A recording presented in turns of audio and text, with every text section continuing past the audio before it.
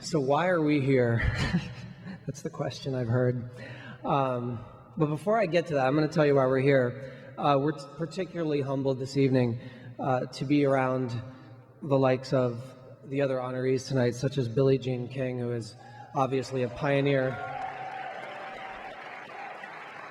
And Billie, thank you so much. Billie Jean, thank you so much for your speech when they dedicated the U.S. Tennis Center to you. That was amazing. You must be so proud. Yeah. Frank Kameny, who paved the way for generations of us to follow.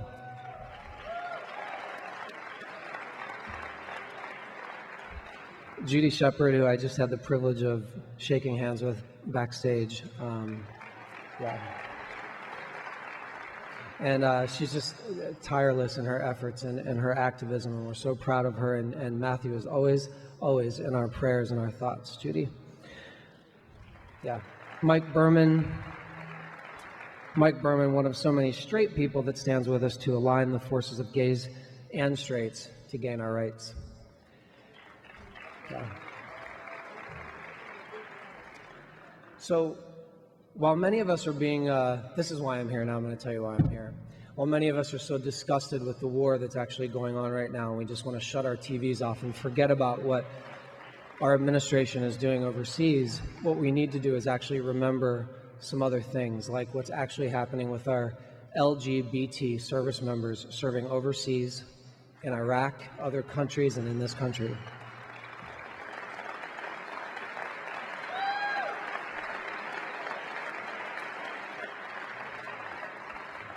Yeah, the U.S. military is practicing one of the last legal human rights abuses left in this country today. Yeah. The armed forces in the United States still has a ban on homosexuals in the military. And many people forgot that we have the ban because someone brought up a phrase called "don't ask, don't tell." Don't ask, don't tell did nothing. It did not lift any kind of a ban. It did not change the way people were being treated in the military, and I have firsthand knowledge of this. I've just spent under 3 years writing my book, which is now finally published this week, called Here's What We'll Say: Growing Up, Coming Out in the U.S. Air Force. I chronicled the secret society of gay cadets that I formed at the academy to get by and not be persecuted or thrown in jail for being gay. There were about 50 of us, and we would meet in secret. The book also chronicles all of the lies that I had to tell to make it through the U.S. Air Force Academy as a gay cadet. My number one goal in life right now is to end the ban, the abuse, and the expulsion of our LGBT U.S. service members from our nation's military.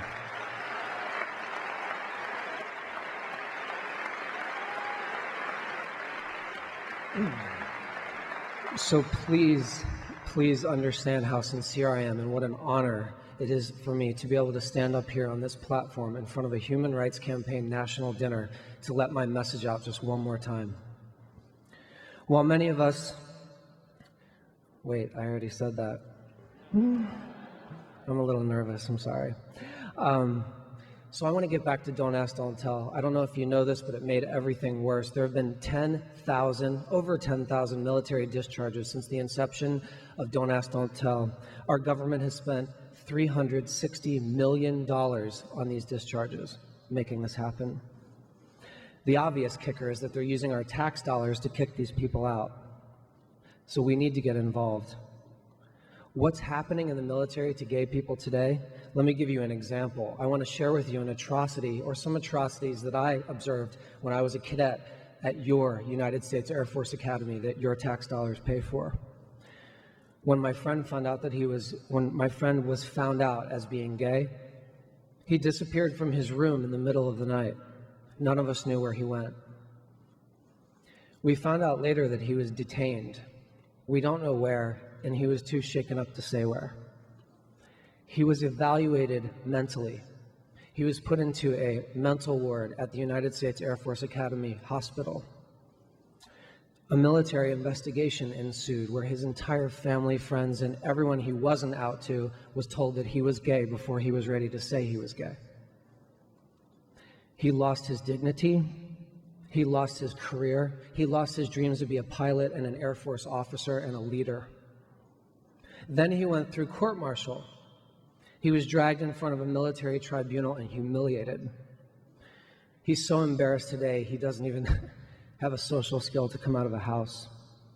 Back to the numbers. Cadets at your service academies, West Point, Annapolis, the Air Force Academy, now the Coast Guard Academy, which has just been put under the Department of Defense. It's costing $320,000 of your money to send one cadet through 4 years of these institutions. When they get kicked out, and it's okay to spend that kind of money because we're training really good leaders, that's my opinion, but when they get kicked out, all of that money goes down the drain, and this should make us furious. We run the military in this country. We have a unique country and a unique military in that civilians ultimately make the decisions of what our military does and what our military policies are. That's us, and we need to get involved. That's what I wrote my book about, and I hope that you all will be with me in this. Okay, almost done.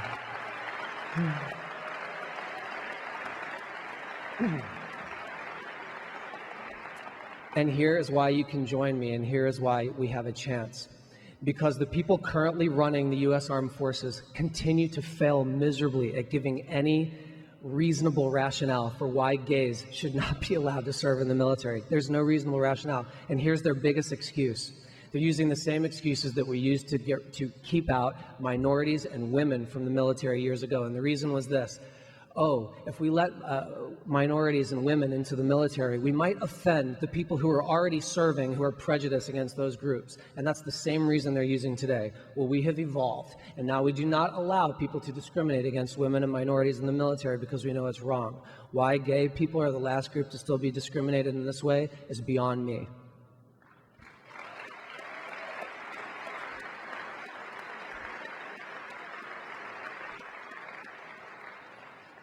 Here's what we'll say is the title of my book, because when the secret society of gay cadets that we had at the academy went out, we would always have to get our lies straight about where we were, who we were with, and by swearing to each other, here's what we'll say.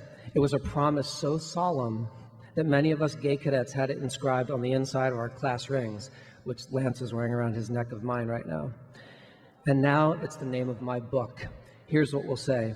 I stand with you all to say, here's what we'll all say to the government in order to end the ban on gays in the military so that our country sets an example to other militaries, to our own government, our own people, and even the world. Thank you so much.